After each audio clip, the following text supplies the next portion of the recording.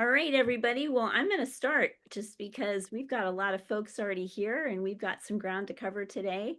So thanks for joining me for our workshop. As I said a minute ago, I will be recording. It is being recorded. So this will be posted on our YouTube channel.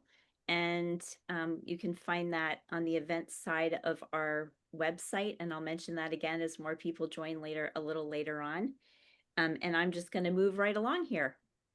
So my name is Noelle Kreidler, and I am an associate director at the Career Center, and I work primarily on the career development side of the house. And I work mostly with business and entrepreneurship students, but we support all students. So that's just my background. And I've been with Santa Clara in the Career Center since, let's see, January of 2021 and have been in various aspects of this role since that time. And I also supervise our undergraduate student workers. And my background has mostly been HR and higher education. So I've worked out in private industry as well. Feel free to connect with me on LinkedIn or reach out to me on my email address. And then I'll just let Colleen introduce herself real quick. She's helping me out today. So Colleen, take it away. She's my manager. Hi, everyone. So excited to see all the updates in the chat. Keep it coming. I'm a director here in the Career Center, run the student-facing team that does all the one-on-one appointments and workshops for you all. So super excited for the session today. All righty, here's what we're going to cover. We're going to talk about some resume tips and suggestions. And then we're going to talk about some Career Center resources and some other resources that you might think about using. And then we'll have some final thoughts and then tackle some Q&A. And feel free if you want to go ahead and put some questions in the chat. And I think, Colleen, how we'll manage it is just every now and then I'll check with you to see if we've got something that we should address right now where you can stop me. Sounds good. I know that we have people that are coming from various aspects, like some folks that are maybe just starting school and are putting together a professional resume for the first time, all the way to people who are close to graduating and are looking for that job. And then we've got folks looking for internships that are kind of somewhere in the middle. And then maybe we have some folks that are alumni that are changing careers. So I'm hopefully you'll find at least a few nuggets that will help you no matter what stage you're in. And we're going to try to cover a lot of bases so that we get something that's good for everybody. That's just what you have to do when you have a ton of folks on a call. So hang with me and hopefully we'll get some good tips for everybody here. So I just want to start with kind of what you need to be thinking about as you update your resume. And I'm really focusing on updating because a lot of folks are coming back to school or starting school and they're thinking about what do I need to put together for that next job that I'm looking for, whether it's a campus opportunity or an internship or a job that you're going to get when you graduate. And now is the time to definitely start thinking about that, just because a lot of jobs will start posting in August, and there are some that have already started posting. So good to be on top of it. So there are really kind of four areas that we're going to cover today before we move to the resources. And the first one is, what do you need to update? So what do you need to add? What do you need to take off your resume? And then there are various things that you might want to consider as you're going to update your resume. How are you going to do it? What are the kinds of things that you need to be thinking about, including what are the best ways to put your information in the best light? And then also, who are you going to be sending your resume to? So what are the employers that you're looking at working for looking for in a hire? And so you want to be thinking about that as you update your resume. And then there are just some overall pitfalls to avoid. So we're going to cover all of this as we go along. So the first is, what do you need to update? And so you want to be thinking about, is there content that could be removed? And before I lose my voice, I'm going to take a little sip of water here. So you want to think about like maybe older experiences that you just don't need anymore. Or maybe information from high school. So those of you who are on the younger side, you don't want to remove your high school yet because that's what has you qualified for some of the things that you're thinking about. So if you're a freshman or a sophomore, probably you don't want to lose your high school because you don't have enough of other stuff yet to remove that, and it's good experience and it's what qualifies you for the job now. But once you're, say, a junior or a senior, and maybe even some sophomores, like high school information just isn't as relevant anymore, and you have some things that you've already done in college, where that it may be important for you to try not to have so much on your resume because we've got a page to work with here if you're an undergraduate student. So you definitely want to be keeping that in mind. And then is there information that you need to update or add? So maybe your GPA has changed, or maybe you have had an internship this summer or some summer work experience that is not currently on your resume. So you want to be thinking about that and adding that to what you have already put together. And then also, maybe you've changed your major or your graduation date has changed. So you want to be thinking about that. And then maybe there's some relevant coursework or projects that you've completed in the last, 6 months to a year, and maybe you haven't updated your resume in that amount of time. So, what relevant coursework might help you get an internship? That might be something to think about as you look forward to applying for opportunities for next summer for an internship, or potentially relevant coursework that you've completed that will also help you get that job after you graduate. And then maybe there are some significant projects that you completed either in a class or on your own that would really help to promote your level of skill and experience to a potential employer. And then also maybe you've gotten some awards or something like that, or you've completed some type of a certification that would help you. I know in real estate there are quite a few certifications that are really important, and some folks have been working on those over the summer. So you might want to think about adding that. And then there are some others too. Maybe you've done some LinkedIn learning courses. There's all kinds of things that you could potentially put on your resume and could be considered important to have there. And then for those of you who are kind of more on the technical side of life, maybe you have a GitHub link. Would want to definitely promote that if possible so that folks can find your work. So that would be helpful too. So these are just some of the things that you might think about adding or updating as you move along. So then it kind of comes to how are you going to actually update your resume? And I'm focusing basically on 6 different things in this presentation. There may be others, but these are probably the 6 most relevant to consider. So one is if you haven't already done so, and especially if you're creating a resume for maybe the first time, some of you may be in that boat, or you've not had a resume because you're just coming out of high school and you're going into college and you haven't had a resume that you've used for employment. I would consider creating a master resume if you don't already have one. And this is where you include all of your skills and experience that's in one document. So really with this, you're not worried about the length. So we say if you're an undergraduate student or just graduating, a page is what you should have. If you're a graduate student or you've been out in the work world for a while, and have finished your degree, you may have more than one page. But definitely don't worry about the length with this particular resume. It is a place where you capture everything you've ever done, so that you don't forget about what you've done, because you're not necessarily going to use the same resume every time you apply for a job.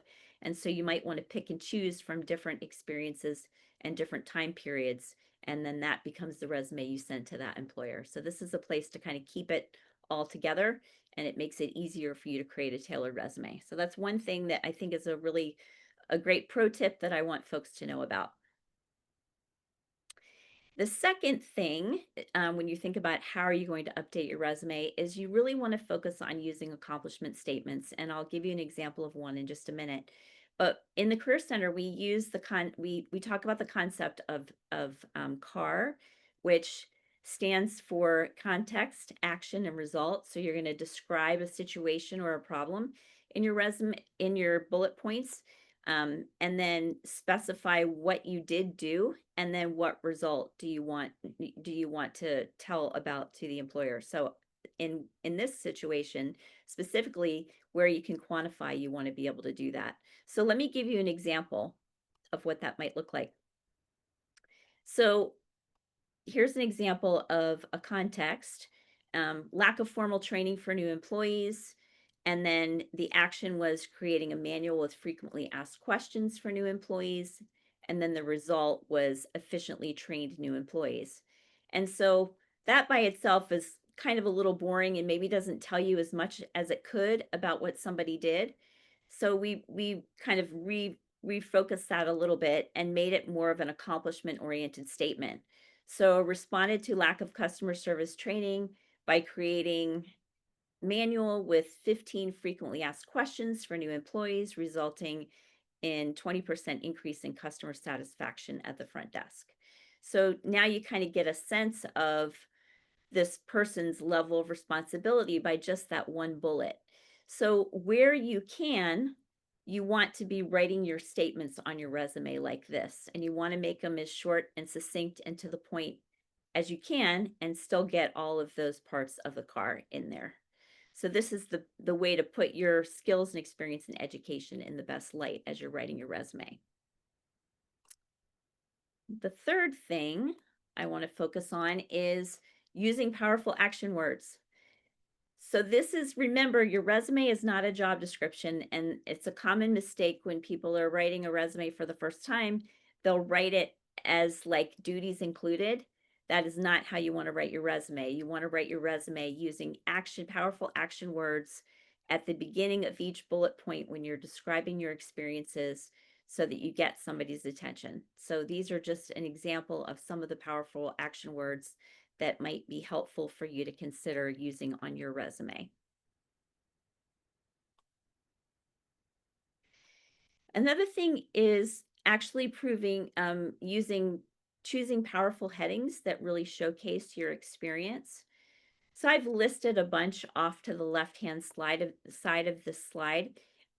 This is certainly not the exact limitation of what you can have, but these are some ideas to kind of help you think about, hey, should I use some of these headings on my own resume? As you get older and have more experience, relevant coursework, especially after you're out in the world for a while, may not be really that relevant anymore, but as a student, it might be really helpful. Same with projects, because when you're a student, some of your most relevant experience that makes you qualified for an opportunity is maybe not the work that you've been paid for, but some of the projects that you've done in a class. So that might be a really important header to showcase on your resume. So these are just some of the ideas of things that might be helpful. And then we've got a little resume off to the right-hand side that kind of gives you an idea of some of the ways that somebody might structure their resume. And I'll show you where to find some of these tools a little bit later as we go through. So that's just another thing that you want to be thinking about, is choosing headers. Do we have any questions so far, Colleen, before I move on? We do not. People are just sharing their LinkedIn in the chat, so you're seeing some activity in there. Okay, good. Just checking. I want to make sure. Then you want to actually organize your resume effectively. So this is another thing that you want to be thinking about as you're looking at updating your current resume. What's the best way to showcase my skills, experience, and education? And so for this example, this person chose to really highlight their relevant coursework, their laboratory skills, and then their computer skills. This is more of a technical type of a person. So this is something for you to be thinking about as you're writing your own resume. What would make the most sense? Certainly when you're an undergraduate student or getting a graduate degree and still working on your degree, really your education is probably something that you want to have at the top of your resume. As you move through life, now I'm old enough that it's at the bottom. It's the least important because they assume that I already have that.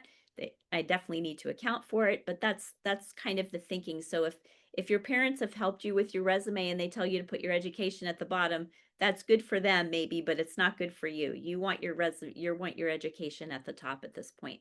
That is one of the things that's going to most qualify you, especially for an internship. They want to know that you're going to college. And so that's something for you to think about. How do you organize things in a way that will put you in the best frame of light for the employers that you're going to be talking to, hopefully.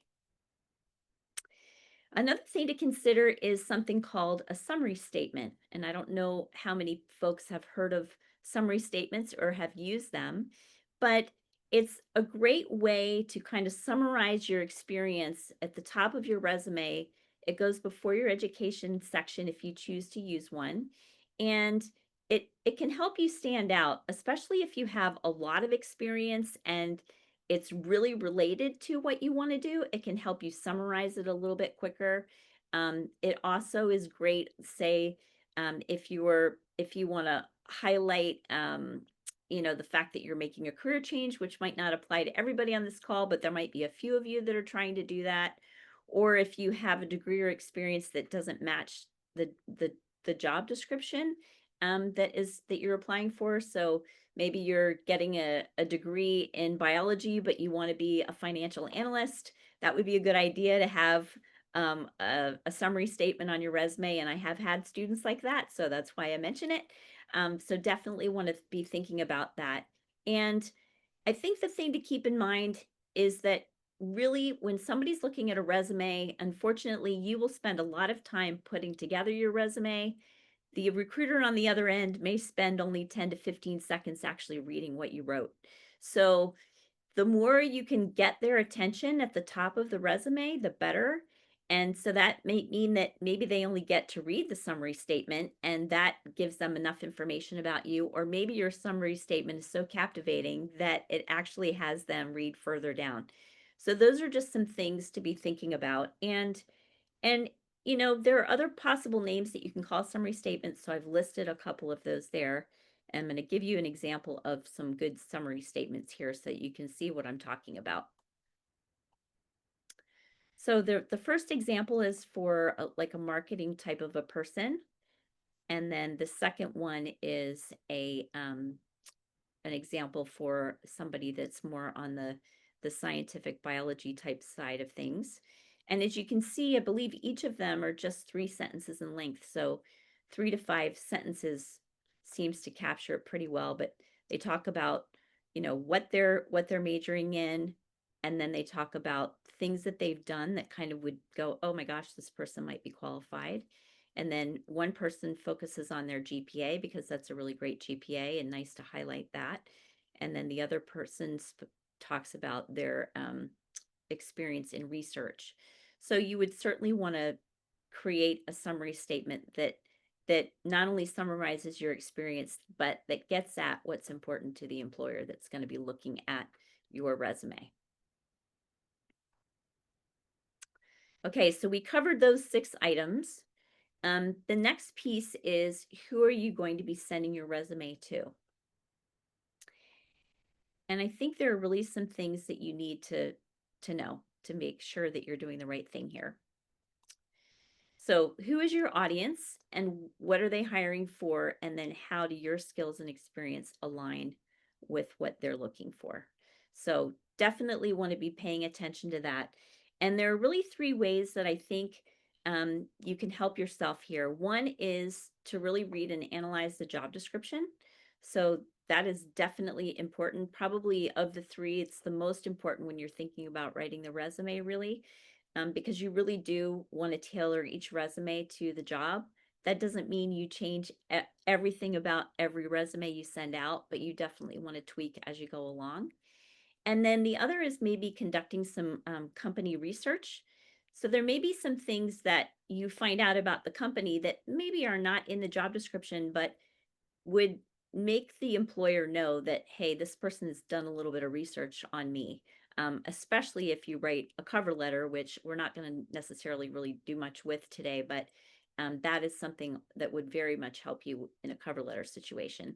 And then also reviewing maybe profiles on LinkedIn of people that work for that company, or just reviewing the LinkedIn profile of the company itself so that you can get a sense of what kinds of things do they post on their page, and that kind of stuff, so that you have an idea of sort of what's going on.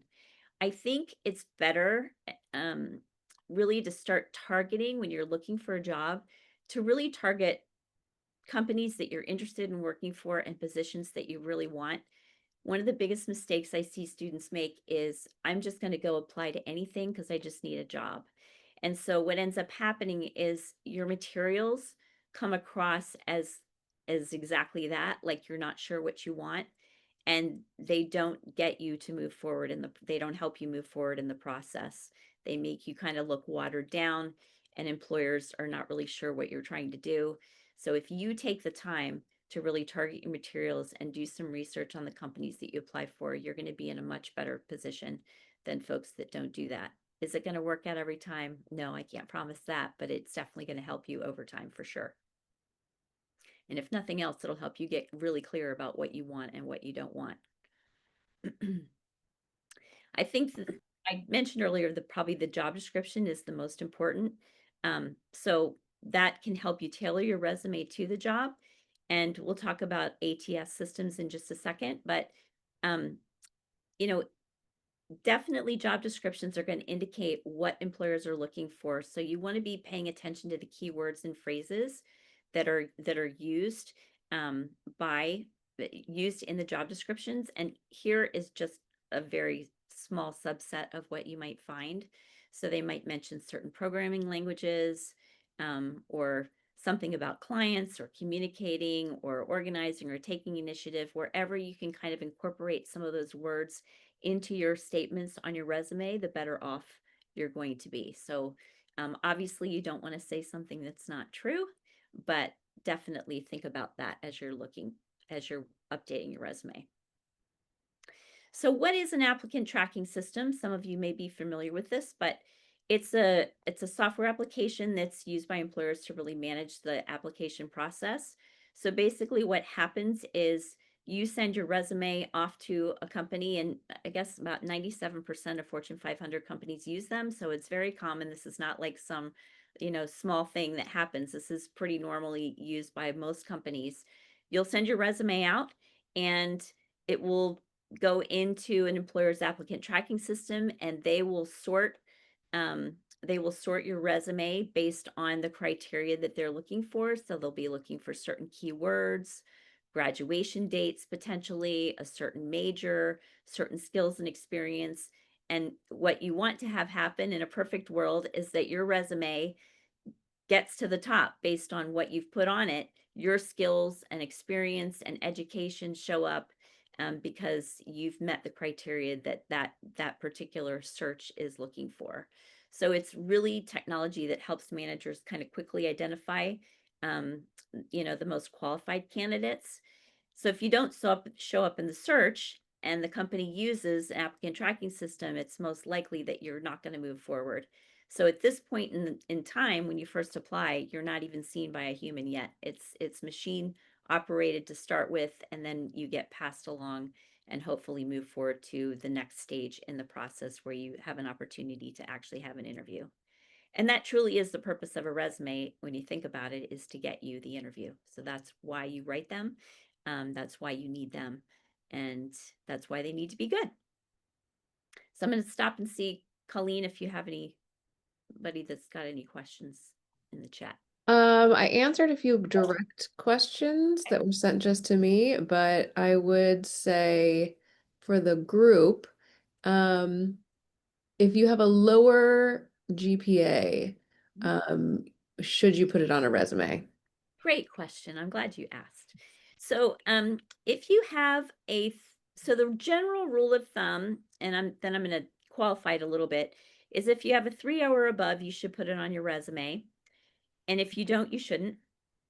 Now, there are some majors where a 3.0 isn't even probably high enough. Like I can just think of some situations with a lot of the students I work with that may be like accounting majors wanting to work for the Big Four or something like that, where probably a 3.5 is a better GPA to have.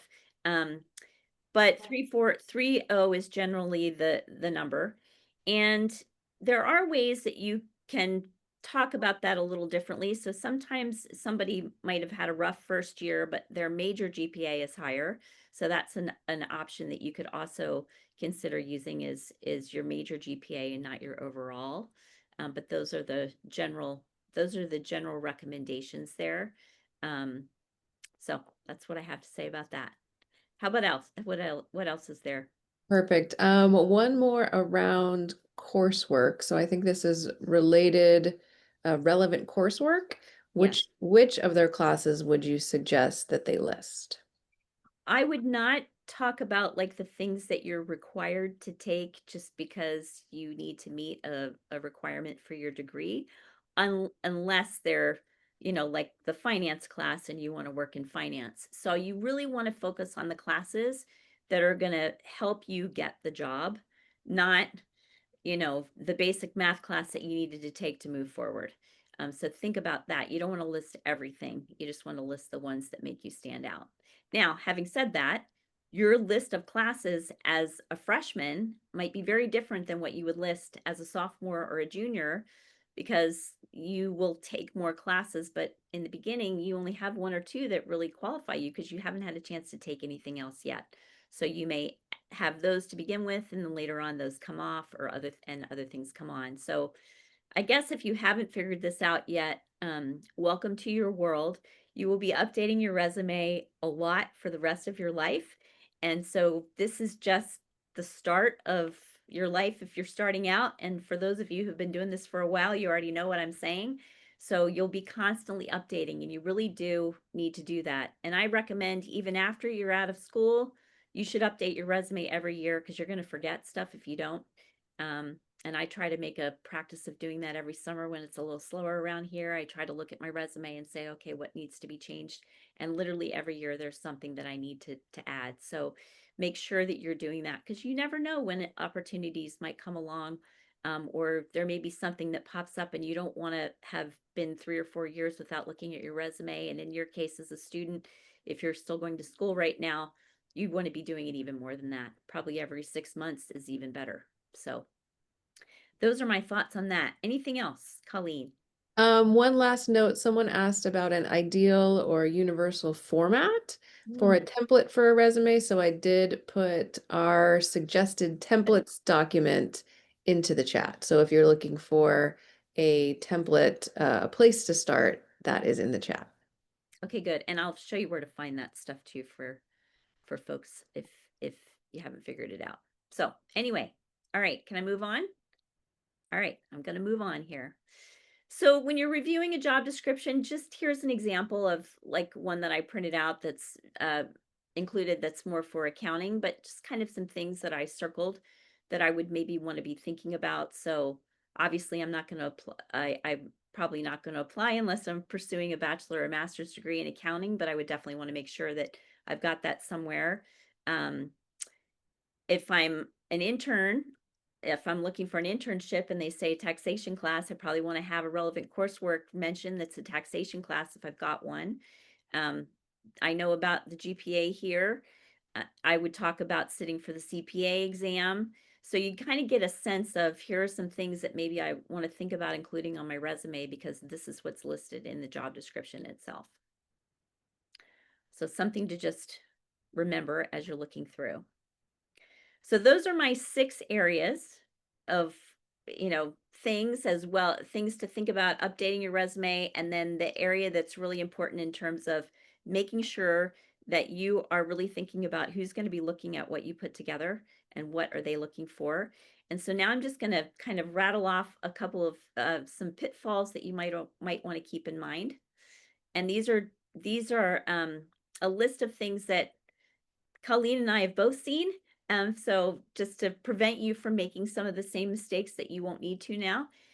One that's really important, especially for those of you who are more technical, the first 2 bullets kind of go together. So oftentimes with more technical majors, a pitfall is focusing more on the technical skills and then having like dense resumes that have a lot of technical information, but then they don't have really any results type of information. So if you find yourself in that boat, I would really recommend that you get some help from a professional, one of us, or somebody that you consider that can help you. Ask some good questions to help you tease out some of those um, results that you can put on your resume so that you don't just end up being more on the technical side. Another pitfall, and I see this more with younger students who are coming in from a high school situation where they had to they had to submit a resume for college and they've got like 3 pages, which was fine in that situation. But for an employment opportunity, for an internship or something like that, you really should have no more than 1 page unless you're a graduate student or out in your career. Um, Believe it or not, I shouldn't have to say this, but spelling and grammatical errors, I find that a lot. Um, I've found that even in people that have applied to jobs in our office to work as professionals, I've seen spelling and grammatical errors on resumes. So I don't know about you, but for me, when I've looked at something over and over again, I can't see the error anymore. Like I just can't see it. So I would recommend getting somebody else to look at your resume with fresh eyes.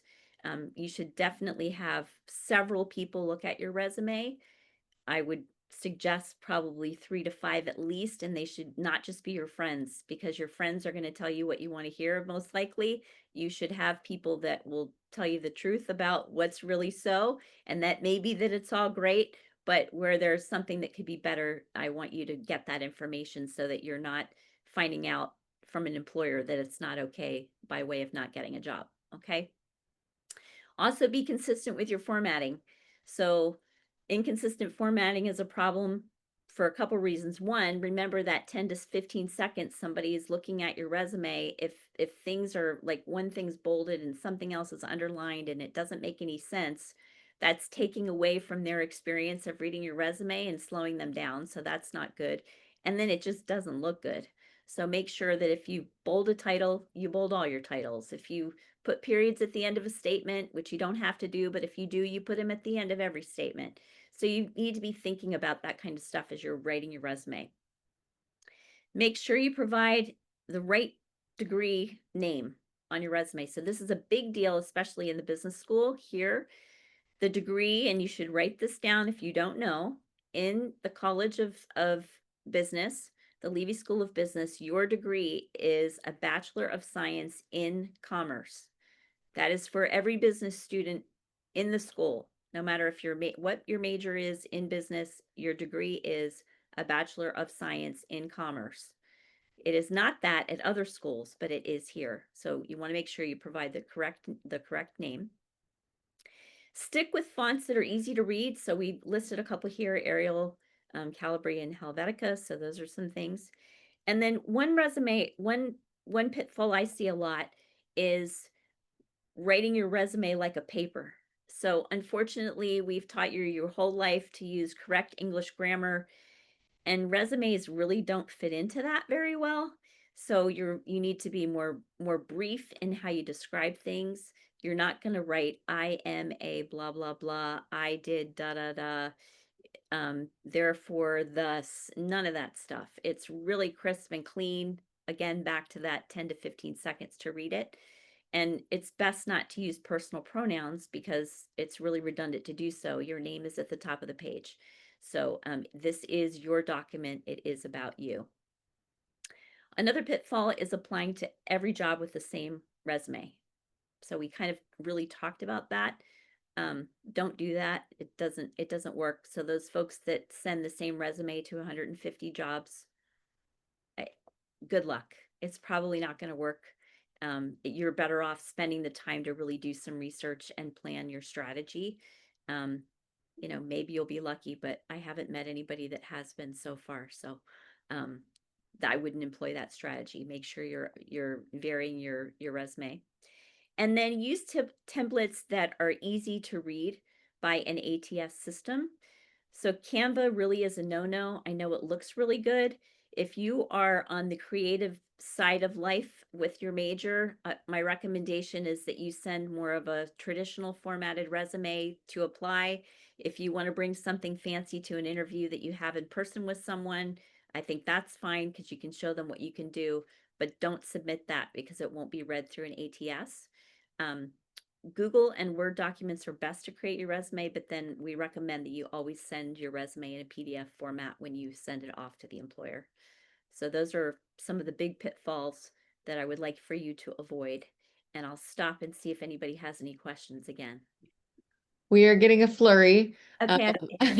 I'm doing my best here, but let me Let me start at this one that might need some more explanation. Sorry, Colleen. Um, if I'm an incoming current master's student, Yep. would you include that on your resume under education and include an in progress on grad date? The concern being that the employer might think you're busy with coursework and may not be able to fully commit to a job at the same time.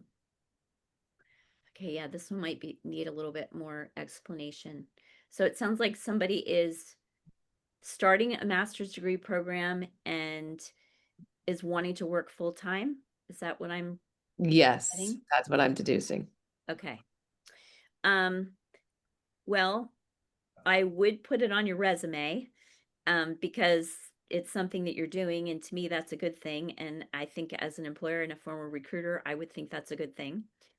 Um, I would probably include a cover letter with that, and maybe even you might have uh like a summary statement at the top, and maybe the last line of the summary statement is something like about seeking full-time employment, just so that it's clear that, like, I know that I'm getting a master's degree, but I also want to work full-time, so that there's no doubt in somebody's mind that you want that. Those are my thoughts. I don't know, Colleen, if you have another thought around that. Yeah, I feel like it might be case by case depending on the job that you're looking for, but if the master's is going to help you get the job, definitely put it on your resume. Yeah. This one's a little hard without asking a lot of questions, Exactly. but you can ask us. We'll stay on for a few minutes. Okay, let's see. If I'm trying to save space on my resume, would it be wise to combine jobs into one line if some responsibilities are related, but I still clearly indicate names of the companies and job titles? Ooh, boy, you killing me. These are great questions, just hard to do in a mass group without a lot of questions on my end. Whew. I'm thinking from my own experience, I've had a couple of jobs like that where they're kind of all related back in my HR days, that I did some of the same things for the same organization, like for the same company, but for different business units inside of a large group. And I think I did combine it all into like one bullet point that sort of touched on every topic. But again, that's kind of a hard one because I would want to ask a little bit more about what you're doing to know for sure. I don't, it's hard for me to say, but it is possible that you could make that work. Okay, if you go to a career fair and there's a lot of different companies there, do you print a bunch of general resumes? I think in that case, you don't have much of a choice. However, I will say, if you do some research on who's coming to the career fair and you know that you want to work in three different areas, like I'm just going to make stuff up: marketing, finance, and something else. Maybe you have a resume that's targeted to each one of those, and when you go to the finance person, you give them the finance resume, and when you go to the marketing job person company, you give them the marketing resume. That would be my recommendation if you know that you're going to be varied like that.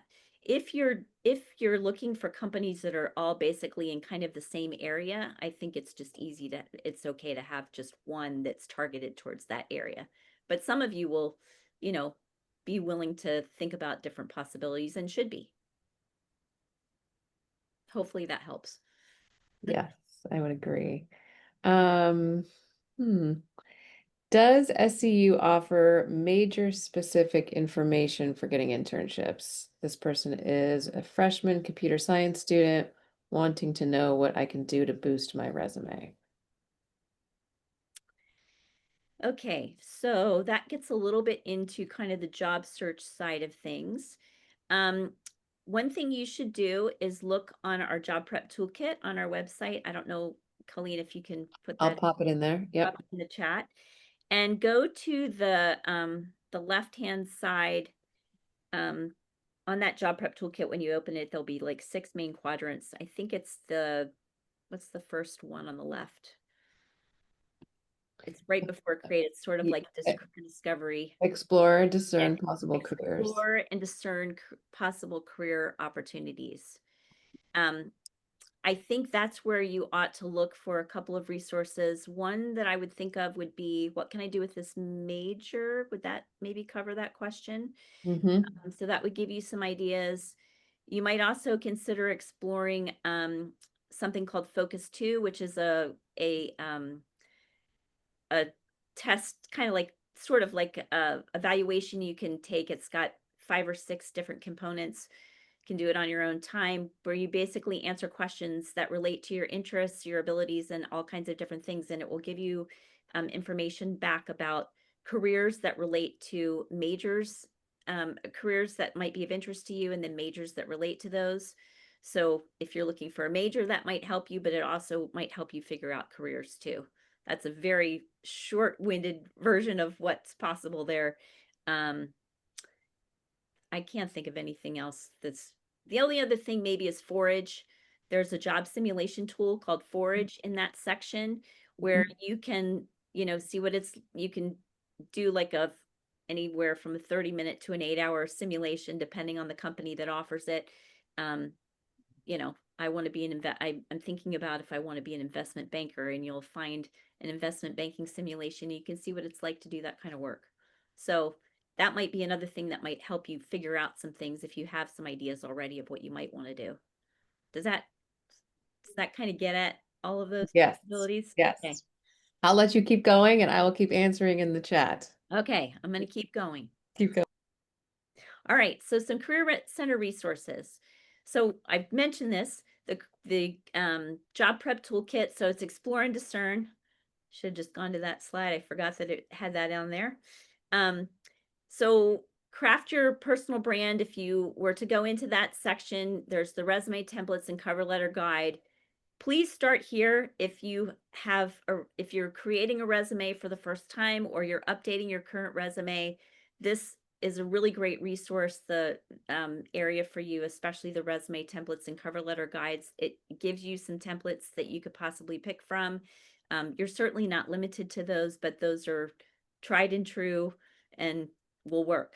And then I really recommend, once you get your resume into a pretty good place, or what you think is a pretty good place, so you've done some work on it, schedule an appointment to have it reviewed by someone in the Career Center. So definitely get somebody to look at it. We are here all summer, and we were just talking the other day about how we don't have as many appointments as we would like to have this summer. So you should flood our appointment requests. I know I've got some through the whole month, and so does everybody else on the team. So feel free, and we would be more than happy to get you in good shape for what's coming up this fall. Okay, so definitely think about that. The other resource that I want to mention, and I'm going to do a little demo, I think I have time for it, is something called JobScan. So JobScan does not help you write your resume. JobScan helps you optimize your resume for a job that you already have a resume for. So like, write your resume, and then you're going to use JobScan to analyze your resume against a job description that you find.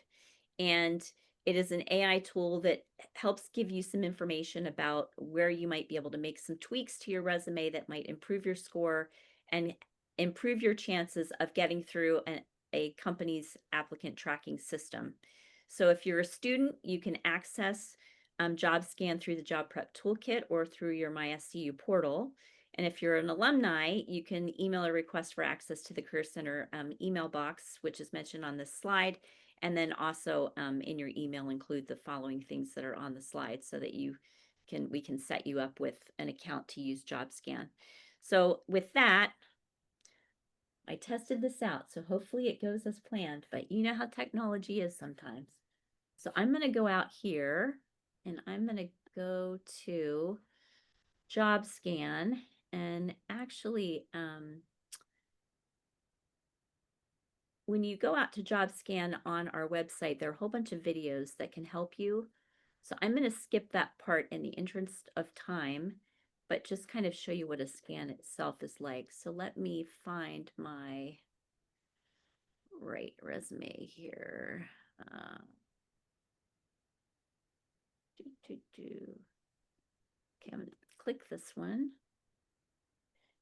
And I'm going to cut and paste a resume into JobScan against this particular job description. And I'm just going to scan it so you just can see what happens. So I get a score of like 35, which isn't really that great. The job description that I put it against was like a chief HR officer. I have an HR background, so I figured that was the best one to choose from. So it gives me some things to think about, like some ATS tip. I would add this company's name and website that will help them scan. So I'm going to do that in the next go round. It tells me that my contact information is good. They found a summary. They say my work experience section appears empty because I probably didn't use work experience. I think I used professional experience instead. I don't have the title Chief Human Resources Officer on this particular resume that I submitted. So some stuff like that. And then it'll tell me like some skills. So hard skills. In the job description itself, it mentions human resources 6 times. I only mention it once on my resume.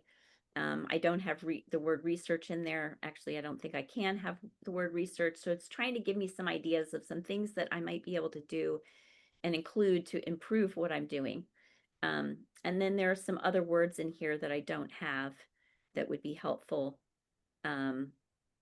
It says I don't have measurable results, even though I do. So I probably need to think about a way to write them in a little different way.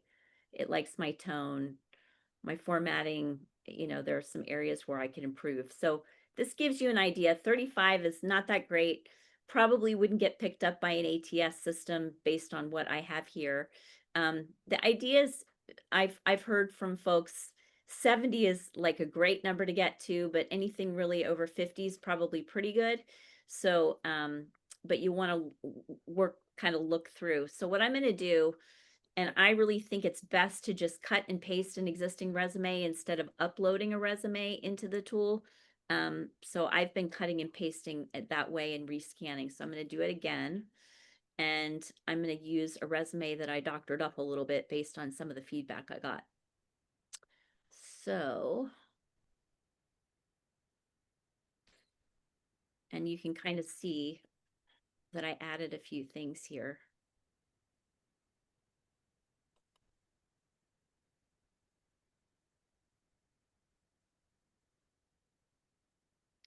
I also, what I did on this resume too, besides adding some of the words, I have a little dots over my E. Sometimes the systems don't like the special characters, so I took that off. And I also, instead of using like the bullet points that were on my original Word doc, I changed them to dashes because I know some systems don't like that either and they can't read them for some reason. If you notice, the last time when I had this in here, I had boxes besides where the dashes are. So we'll just see, let me scan it again and you can kind of get a sense. So I got it to 54. So it caught some of the stuff that I added. And I'm going to show you one more thing in a second too. But this kind of helps you see, like, just adding the few things I did, which if I go back to that, are Chief Human Resources Officer, work experience. I changed a couple of my things around a little bit. What else did I add? I think I added a couple words, executive leadership. Where I could, I made some changes. So not a whole lot. And I went from 35 to 54, which is pretty awesome. The other thing that is really good to do is to add the URL for the company. So if I can go back to that job description, I'm going to just add this in. And I'll show you why that's good too in a second here.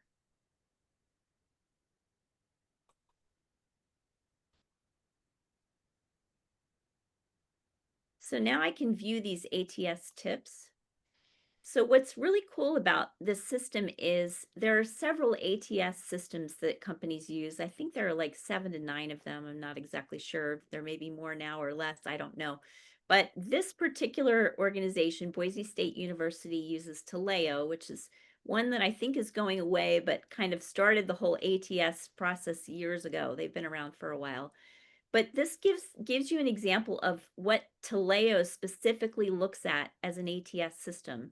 So it tells you what kinds of resume formats they accept. Taleo does not recognize different tenses or abbreviations in certain situations, so that's something to think about. Like they don't care whether it's written in past or present tense; they don't recognize that. Um, It'll also, they want you to put the real name of things because it doesn't pick up on the abbreviation. So, and it's in this case, it's saying if you have room on your resume, increase your chances of being a match by using both.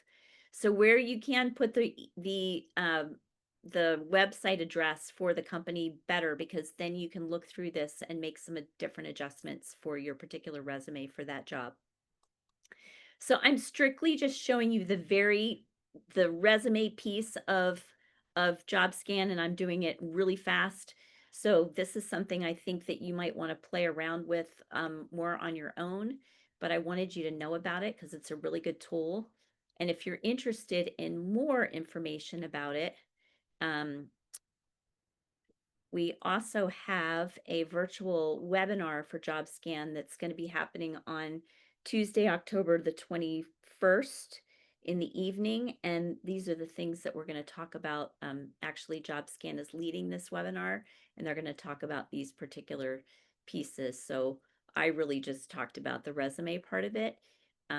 And you can certainly look at the videos that are on our website. They are also very helpful. So that will get you there. So I'm going to keep going and then take questions at the end, just because I'll never finish if I don't. So some other resources I just want you to know about. Certainly you can use ChatGPT. Hopefully some of you have already been doing some of that. That will help with some of the stuff that JobScan also helps with. But it's not quite as JobScan specific because it's not necessarily looking at the ATS system or anything that the company uses. So I definitely would use ChatGPT, and here are some of the ways that you can use it. So to review your resume for clarity, edit bullet points, or get suggestions for better wording. I always get some help with that sometimes, just for a little creative boost. Certainly you want to make sure when you're doing this that you're not just copying and pasting everything ChatGPT says onto your resume. You need to look at it and see, one, is it true? And two, does it make sense? And three, how do I make it sound like it's for me? Because just because it says it doesn't mean it should go on your resume. Okay. The Muse is also a really great tool to use for looking at resume advice. I think probably ChatGPT will run these guys out of business eventually, but it's still a really good tool. And so I would definitely think about using that as a tool to move you forward with your resume. And then just some recommended next steps. So definitely make any necessary changes that you want to make to your resume, and please review our resources on the website. That's why we have them there, to help you out. So many of our self-serve resources will get you really far. And you can do them anytime. So when Colleen and I are sleeping at 3 a.m., if you want to be doing this at 3 a.m., you can. There's no stopping you. Same with JobScan. You can do that anytime. And please make an appointment. We would love to support you in getting your resume critiqued. And use your professors and other folks too. Other people have great ideas and will see things from a different point of view. And then you definitely want to use JobScan. So we can take some time to just think about one thing you learned and one action you'll take. So maybe if you want to write that in the chat, and then I will take any questions that people have as we get towards the end of our call. I did go ahead and put our link to YouTube in the chat, and there were some questions about the recording. It will be uploaded into our YouTube channel. Give me a few days, but yes, it will be. Yes. Any questions that anybody's got that I didn't answer? One question that I think is probably worth reiterating, is the ATS scanner the only way companies or hiring managers review resumes? Is anything still reviewed by real people? Yes, they're reviewed by real people, but after it passes through the scanner, if they use an ATS tool, which 97% of Fortune 500 companies do. Your smaller companies might not, but your larger companies are definitely going to use an ATS system. So you need to get through the scanner so that you can get to the person. So that's the good and the bad news. There were a couple questions about appointments, so I did go ahead and put in our link to Handshake. That is the easiest way to find our calendars and make appointments. Okay. A couple questions about cover letters. So if there is an option to have a cover letter, we do recommend that you submit one, even if it's not required. Just so you know, the thought around that too, like say there are 20 people vying for the same job and maybe 5 are, in contention, or maybe there are 2 that you get down to 2 and one person wrote a cover letter and one person didn't. Well, who are you going to hire? I'm going to hire the cover letter. Mhm. So, um, everything else being equal. And I'm also going to hire the person who wrote the thank you note for interviewing me too, even though that's not part of this conversation. Always write a thank you note. It goes a long way, trust me. Definitely. This is a great question. In general, what is the timeline for finding a summer 2026 internship? Oh, depends on your major and what you're looking for. If you are an accounting major and you're looking for an internship for summer 2026, you need to be getting on it right now because some of those folks started recruiting last spring, early in the spring. Doesn't mean they're done, but they will do early fall, and then that'll probably be it. For the bigger companies for 2026, you might find something with a smaller organization, which is completely fine. And I don't want to say that smaller companies are not great to work for. They absolutely are. Just I know a lot of students want to work for the bigger companies. So definitely you need to get on it for that. If you are like a marketing major or more in the College of Arts and Sciences on the more the creative side, you can start looking, but a lot of those opportunities won't even post until probably later in this calendar year and early next year. So it's different literally for every kind of segment. So your finance, accounting, real estate, investment banking, types of opportunities, consulting, all of that is like you should be starting now, for anything for this summer or for when you graduate. And some of you hopefully have already started. And then for others, and some engineering too, but for others, it's kind of like fall, now through probably early to mid-October. Then there'll be another group of folks that will start doing some hiring again in January and February. Um, and then it starts to kind of trickle off. So hard to say for everybody, but that's kind of the general rule. Any other questions? I'm going to go ahead and stop the recording because it is 1 o'clock, but Noelle and I can stay on for a few minutes if there's some more questions. Thank you everybody so much. It was really a pleasure to get to do this early before school starts. I'm glad you all joined, and I hope this was helpful for you, and good luck with your job search too. Thank you.